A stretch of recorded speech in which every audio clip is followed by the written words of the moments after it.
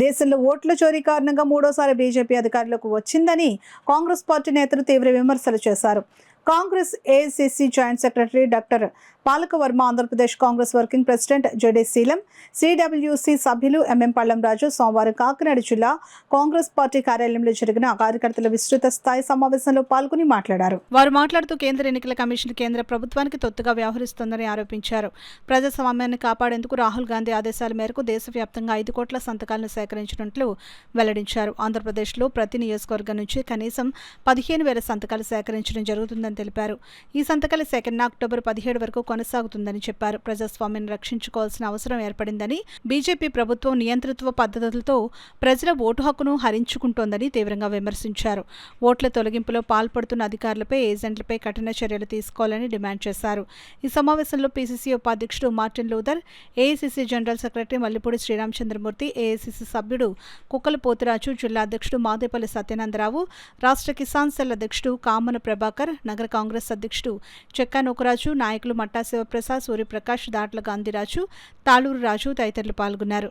Election commission of India గవర్నమెంట్కి సంబంధం లేదు. నేను రాజ్యాంగపరమైనటువంటి పదవి నాది. నేను చెప్పే విన్ను, నువ్వు చెప్తే విన్ను, రాజ్యాంగపరంగా చేస్తానని ఒక ఎలక్షన్ కమిషన్ అంటే ఇట్లా ఉండాలి ప్రపంచంలో అని చాటి చెప్పినటువంటి ఘనుడు.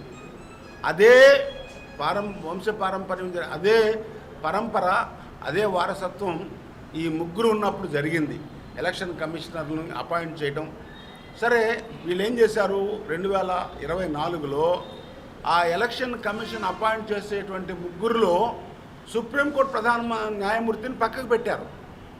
అంటే ప్రధానమంత్రి చేత నియమించబడినటువంటి ఇంకొక మంత్రిని ఆ ముగ్గురులో పెట్టారు. దీంతో ఏమైంది, ఇద్దరు ప్రధానమంత్రి, ఆయన శిష్యుడు ఒక మంత్రి, ప్రతిపక్ష నాయకుడు, ఈ ముగ్గురు ఉండేసరికి బ్యాలెన్స్ ఆఫ్ పవర్ ఇటు తగ్గిపోయింది. ప్రత్యేకంగా సంతకాల సేకరణ కార్యక్రమంగా పెట్టుకున్నాం. దాంతోపాటు పార్టీ నిర్మాణం ఏ రకంగా జరుగుతూ ఉంది. పల్లంరాజు గారు చెప్పారు, కొత్త రక్తాన్ని తీసుకొస్తున్నాము, మంచిది, యువకులకు ప్రాధాన్యత ఇద్దామని. అది రాహుల్ గాంధీ గారు కూడా చెప్పారు. ఐ థింక్ పల్లంరాజు గారు చేసినటువంటి నిర్ణయం చాలా మంచిది. అందరూ గమనించండి. మీ మండలాల్లో, మీ నియోజకవర్గాల్లో యువకులకు నాకేం అవసరం లేదు, మాకేం పదవులు అన్నీ చూసాం.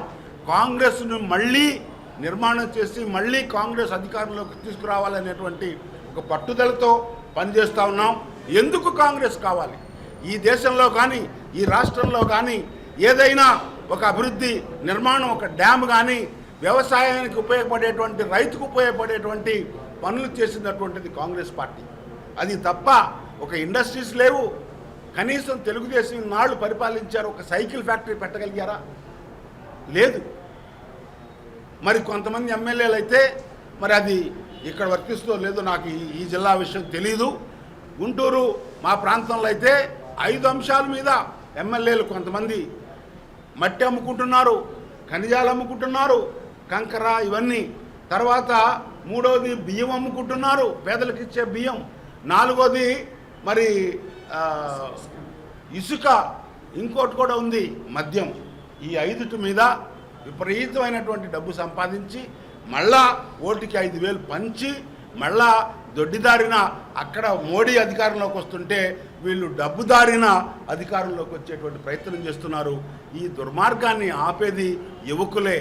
మరి భావి భారత ఆంధ్ర రాష్ట్ర నాయకులు మీరందరూ కూడా ఆలోచించండి. కాంగ్రెస్ పార్టీలోకి రండి, మీకు నాయకత్వం అప్పచెప్తాము, మీకు చేదోడు వాదోడుగా ఉంటాము.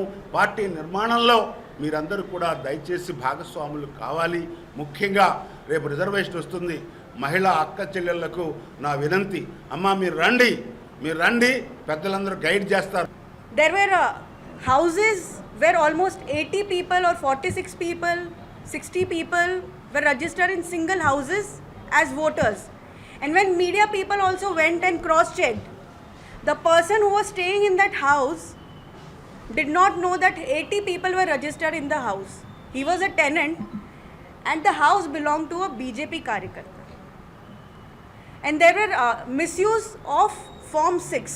What is Form 6? Form 6 is used for first time voters. And almost 46,000 people had used Form 6 and their age group was from almost 56 to 96 years. which is a misuse of Form 6. So, combining all this, almost 1,06,000 fake voters were there, where total voters were around 6 lakhs, which is a margin which decides the victory of an assembly or a Lok Sabha. And who is benefiting from this? I leave it up to you. Other than that, recently again one more press conference was done, where again two assemblies were discussed. One was Aland from Karnataka and Rajpura from Maharashtra. From Aland, almost 6,500 voters were deleted. And there was a process when it was observed by the BLO. And how come she observed it? Because her uncle, his vote was missing.